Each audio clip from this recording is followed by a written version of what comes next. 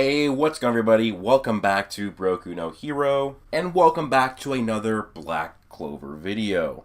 This video is a theory upon William Vangeance of the Golden Dawn, and it's kind of not really more so, I guess it kind of is a theory, but it's also trying to take a bunch of stuff from Norse mythology and the Viking sagas to explain what might happen in the future of Black Clover.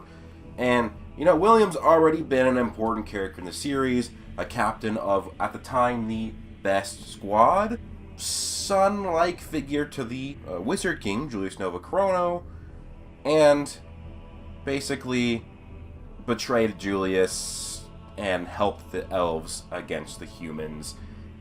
So, he's already an important character, and with the new art coming, we have even more stuff coming. I mean, it's revealed basically that he has arcane magic, and Zeno's after it and wants his magic. So, William's magic is World Tree Magic. Now, it's not just tree magic like what a lot of people will say if they talk about William. Oh, it's just tree. No, it is World Tree Magic, and the World Tree is Yggdrasil from Norse mythology. Now, when you think of a World Tree, this is like the first thing you think about is Yggdrasil, the giant tree of Norse mythology. This tree is supernatural, spiritual, and magical all in one. It's like meaning is creation and connection. Its branches and roots extend into all of the realms, all of the planets, everywhere within the Norse cosmos, and in fact it holds the very fabric of the universe together. So, the Yggdrasil is extremely important in Norse mythology, and the fact that it is becoming of importance in Black Clover is interesting to say the least. So, we have Zeno looking for William and his World Tree Magic, which is arcane. So, having it as both World Tree Magic and arcane at the same time already puts in that extra level of importance.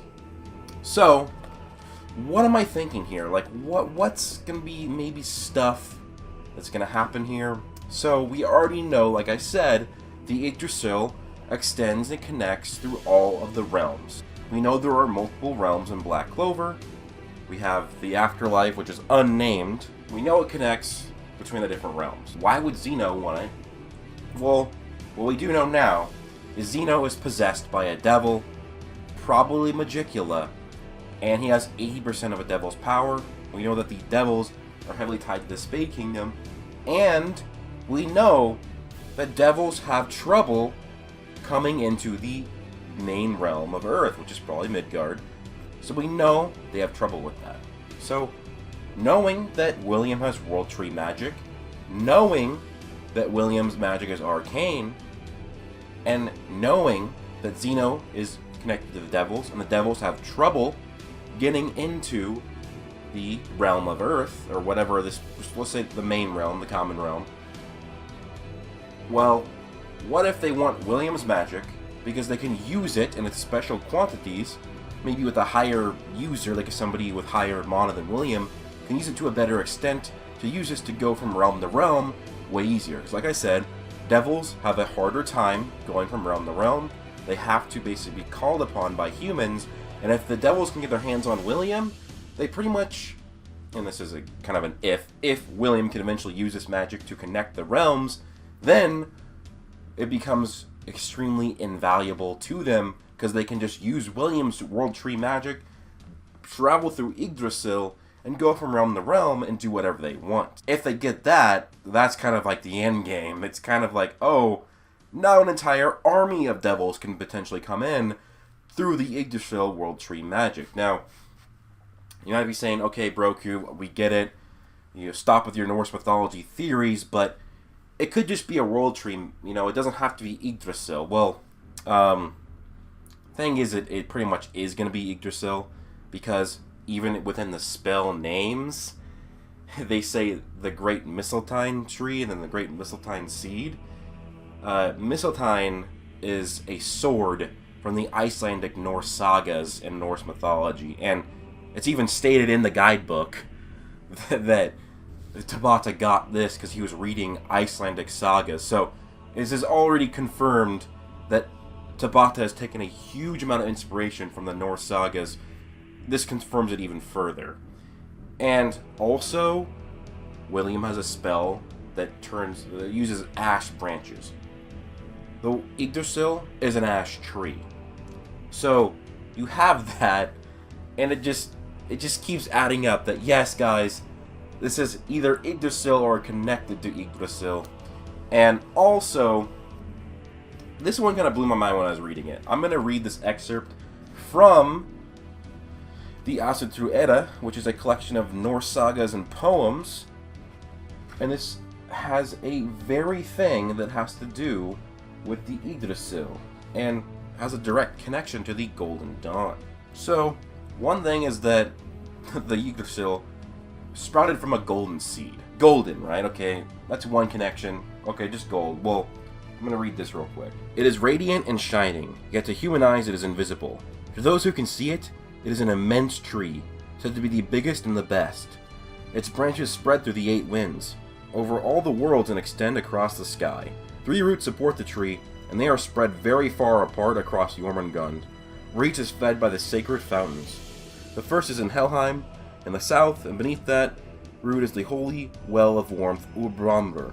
The second root stands over the central well called Mimisbrunner, or Ordarir, where Ginnungubach once was. The third root extends over Nilfheimer, and then under that root is the well of cold, Hergelmir, but Nigoharger gnaws at the root from below. The wells are so large a person could live in them.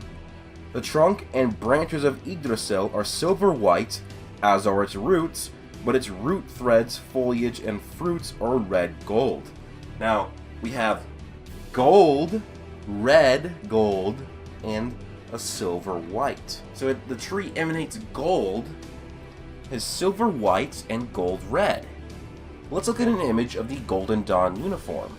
We have gold, red gold, and silver white, and it's the Golden Dawn. So it looks like Tabata might just be taking the color scheme from the Yggdrasil World Tree, which is important, because William created this squad, who has World Tree or Yggdrasil Magic, and it's important that the squad would have the colors that represents him, since he's the captain and the leader and the creator of this squad. So, kind of big there, right? Also, in this text, it's basically stated that the Yggdrasil has gone through a lot. It's kind of like scarred from the serpents that eat at it, and it's kind of downtrodden. It's kind of like William. William basically went through a lot in his life, and he has a scar. So, this is extension 10 of the Yggdrasil. Yggdrasil's ash suffers hardship greater than men know of. Its trunk is rotting, and end quote. So, it's gone through a lot of hardships, Yggdrasil. William's gone through a lot. He was treated extremely poorly, and then betrayed the kingdom and has to now go with that, and he had a giant scar on his face. He was treated extremely poorly by his father, and then his stepmom. So, William has gone through a lot, and it's just important that there's all these connections. There's the Norse sagas, the World Tree, the color scheme that fits exactly with the Golden Dawn, and the fact that William's the creator of it. So William's going to be extremely important. I think the devils need him and his magic, not just because it's strong, not just because it's arcane, but because there's even greater reason above that. Whether it's to basically travel between the realms because of its roots connecting to all the realms, but also, one thing I could see of this is that it is stated that the destruction of Yggdrasil is the destruction of the universe, because the World Tree holds the very fabric of the universe together. So it's basically, in the Norse myth, when Yggdrasil is destroyed or heavily damaged, that means that Ragnarok is coming, which means we might get a Ragnarok arc in Black Clover, which I would absolutely love. I think that'd be so sick. I could totally see something like what would it be? Kind of like Endgame almost. Not to that extent of being extremely like it, but it's like Asta fighting an extremely powerful character. He has his army behind him. He's losing, kind of like Captain America.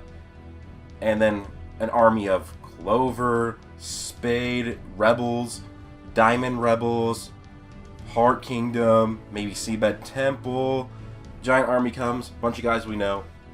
Of course, I know Tabata isn't gonna make it that much like Endgame if that ever happens. And I don't want it to be, I'm just saying that just for the sake of saying it.